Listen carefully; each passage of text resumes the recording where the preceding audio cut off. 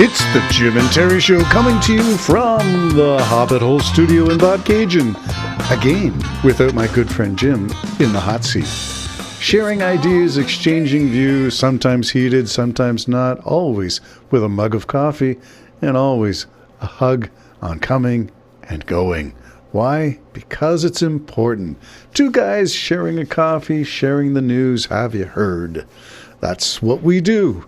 Experts, maybe not. Opinions, always. So where are we going today? How about starting off with Elon Musk? What's in the news about Elon Musk? Well, you know, all about his Doge capers, about his, what are they, 20-something, 19, 18 coding savants who went in to wreak havoc. What do we know about what they did? Perhaps we'll never know the full extent, but trying to get in and hack and slash in budgets of main critical U.S. government agencies. Everything was on the table, I think, for slashing. Musk went in promising $2 trillion in cuts. I think he ended up with a few, I'm going to say a few billion maybe. Not trillions, so less than 1/10 of what he aspired to. And that's just what we know. What we don't know is the full extent of what exactly they did, of what agencies they accessed, of what public records, your private records, were accessed, were compromised, were sold as a commodity to who? Russia, Russia, Russia. Are you listening? Yeah, I think so. And we'll get to that in a little bit. But for now, let's just look at Elon Musk and his departure from not only Doge, but from the Trump administration. It seems like he's on the out. And is there significance to that? Is the timing something to be wondered about? Well, I always wonder about things. I'm not sure I can always connect the dots. But again, I'm not on the inside with any expertise. I'm just looking at public record and relying on sources like Ground News for diverse opinions and weighing my sources to make sure they're credible, reliable, as opposed to spurious and fringe. Not that the spurious and fringe cannot once in a while come up with something that is actually true. So you can't throw the baby out with the bathwater. You can generally know your sources and perhaps even have a few people that you rely on to trust that they're going to tell you the straight goods. So whatever you do to get at the truth, it's always worth knowing. It's always worth it to be informed. Sometimes people don't want to be reminded of what we did know in public records and that we are accountable for what we knew or chose not to know. With the Trump administration, we knew it all way back. I had arguments for so many years since 2016. Don't put this guy in power, was my recommendation. Never put a criminal in office. Mitch McConnell said, hey, we can't prosecute a sitting president, but you know, when he's out of office, you can go ahead and prosecute him. Did that happen? No. The prosecution of the president, whether in office or out of office, seems to be a no-go zone. No fly. No GOP is willing to take it on. No government agency is willing to prosecute. And yet, he was convicted by a court of his peers, 34 counts of fraud. Fraud? And you want to re-elect him? Well, some people don't even believe he was convicted legitimately. It's all insider stuff. It's all conspiracy-driven.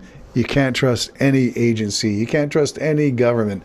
Then why do you trust Trump, who is the current government? I have so many questions, but that's not where I wanted to go. Elon Musk is saying something interesting, and that is what I wanted to start with. Days after stepping down from his advisory role, Musk posted where else on, but on Twitter, X, whatever you want to call it. I'm not on that platform anymore.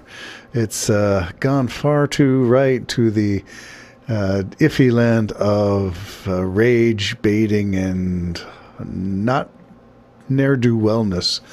Anyway, Musk, quote, I'm sorry, but I just can't stand it anymore. You got to realize that quote is from Musk. That's his tweet. I can't stand it Musk can't stand it anymore? Talk about the pot calling the kettle black.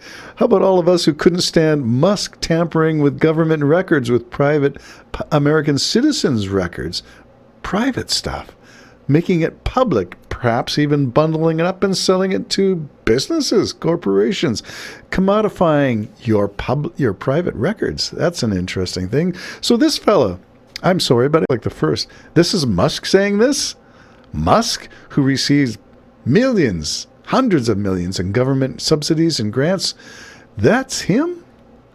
Well, it doesn't mean he's not telling the truth now. It is a bad, very bad government bill that's trying to be forced from Congress under the Christian leadership of the Speaker of the House, guiding this thing through. How many arms were twisted, legs were broken, baseball bats applied? I don't know, but they got it passed through the House. And they have a majority there, and it was still a struggle to get it passed. Now it's in the Senate.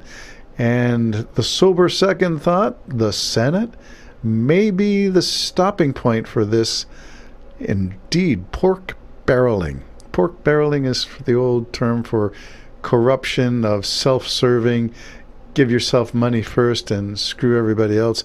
Well, that's what this government bill is. So if you haven't gone into it, you see more cuts, despite the promise not to touch Medicare and Medicaid, not to take people off of social assistance, not to cut funding to the poor and the needy.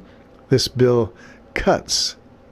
What is it? The first cut is the deepest. The first cut. Yeah. Okay. Well, many cuts. Death by 1,000 cuts, perhaps. That is what this is looking. All to make it affordable to give a tax break to the wealthiest 1%. Unbelievable. I think someone calculated that if just Musk and Jeff Bezos and perhaps Facebook, Zuckerberg, would just pay what they owe like everybody else and not find ways to, steal it away, to protect it from being tax paid, and just pay what you owe. Would that be so bad? You could fund the American government, relieve the debt, the deficit. All of that could be solved. Just pay what you owe instead of putting it on the burdens of the middle class and lower class, who never seem to get a break in life. Okay, well, that's Musk. And he says, and again, he's not an economist, but he says it will massively increase the gigantic deficit to 2.5 trillion. That's the deficit. That just means the year to year we didn't make enough income or we spent too much, however you want to phrase it. 2.5 trillion, according to this budget prediction. So Elon Musk says, I've had it. Can't take it anymore. I'm out of here. Well, slam the door on your way out, Elon Musk. And is anyone paying attention? Well, at a press conference, Peter Doocy of Fox asked a question that everybody's thinking, quote, how mad do you think President Trump is going to be when he finds out that Elon Musk said his big, beautiful bill is a disgusting abomination? Caroline Leavitt replies at the White House press secretary, she didn't flinch, and she uttered these words, the president already knows where Elon Musk stood on this bill. It doesn't change the president's opinion about anything. This is one big, beautiful bill. So says the lady with the cross. Can you trust people who need to display their values? I'm not sure. Jim and Terry Show, signing off.